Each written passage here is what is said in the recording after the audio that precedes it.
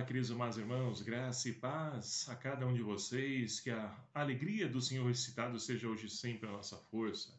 Hoje, nessa quarta-feira, dia 11 de maio de 2022, nós então nos reunimos para poder partilhar a palavra de Deus. Hoje, o Evangelho de São João, capítulo 12, versículos de 44 a 50, que vai nos narrar o seguinte: Naquele tempo, Jesus exclamou: Quem crê em mim, não é em mim quem crê, mas naquele que me enviou.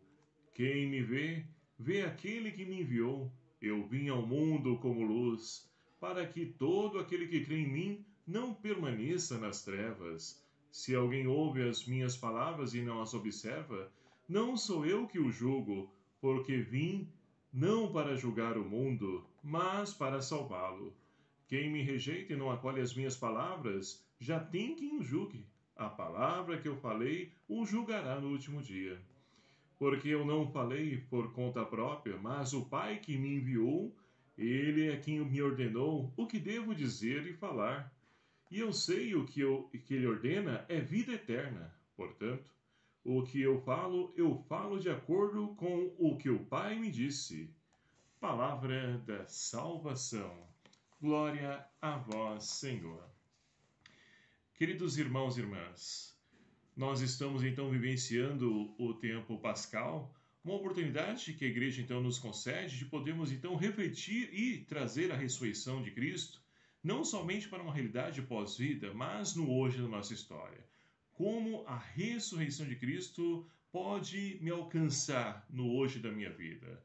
É o que a liturgia então quer nos ajudar a poder compreender e principalmente a vivenciar.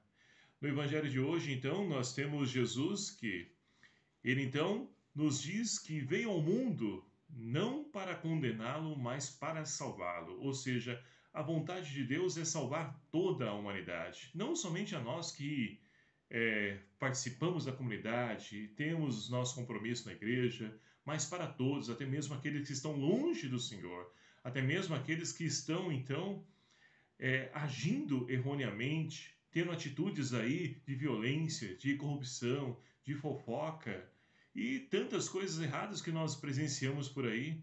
Deus também é Deus para eles. E assim então, nós precisamos também não somente olhar para o outro, mas olhar para a nossa vida. O que eu hoje, enquanto cristão, as pessoas então, ao olhar a minha vida, será que elas conseguem enxergar o Cristo?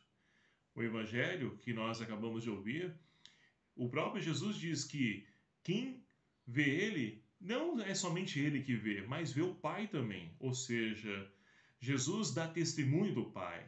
Jesus veio para cumprir a vontade do Pai.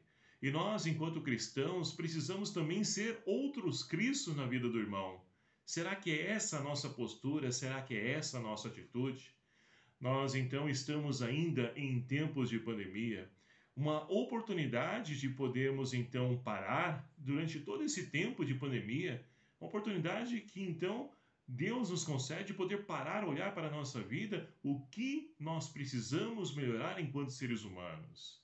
Porque hoje em dia, infelizmente, as pessoas, elas agem erroneamente, tem atitudes que não são cristãs, mas muitas vezes não percebem porque todo mundo hoje faz dessa forma, todo mundo hoje age dessa maneira. Por que eu também não posso agir? Ora, a resposta está porque nós temos um Deus a qual nós acreditamos e a qual nós confiamos e precisamos então agir segundo a vontade, segundo os seus ensinamentos e segundo aquilo que a palavra nos diz. Jesus diz ainda no Evangelho que ele não condena ninguém, mas a própria palavra que ele disse é que condena a pessoa. Então, temos a oportunidade de podermos, então, até o último instante da nossa vida, basta recordar que Jesus, então, quando ele foi crucificado, foi ali crucificado do lado de dois ladrões, um à direita e um à esquerda. E sendo que um perguntou para Jesus, né, pediu para Jesus, Senhor, lembra-te de mim quando estiveres no teu reino.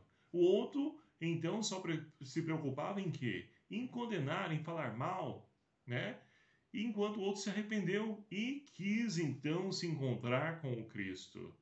E aí Jesus então disse o que para ele? Olha, reveja suas atitudes, os seus gestos, e depois, né, quem sabe eu tenho misericórdia de você. Não, Jesus disse, ainda hoje estarás comigo no paraíso. Então, meus queridos amados irmãos, é tempo de graça para nós. É tempo de nós podermos então superar essa pandemia, criando homens e mulheres novas. Mas para isso precisamos então mudar de vida, precisamos nos converter, precisamos melhorar enquanto seres humanos. É triste nós vermos então nos dias de hoje tantas atitudes das pessoas, atitudes que nós podemos dizer que não são humanas. Atitudes, então, como se fôssemos animais, com perdão da palavra. Tamanha grotesco, né? Que é atitude, palavras, e que isso, infelizmente, apaga a imagem de Deus a qual cada um de nós fomos criados. Então, a primeira leitura de hoje, então, a qual a liturgia nos traz, é do livro dos Atos Apóstolos, que nós estamos, então, vivenciando nesse tempo pascal.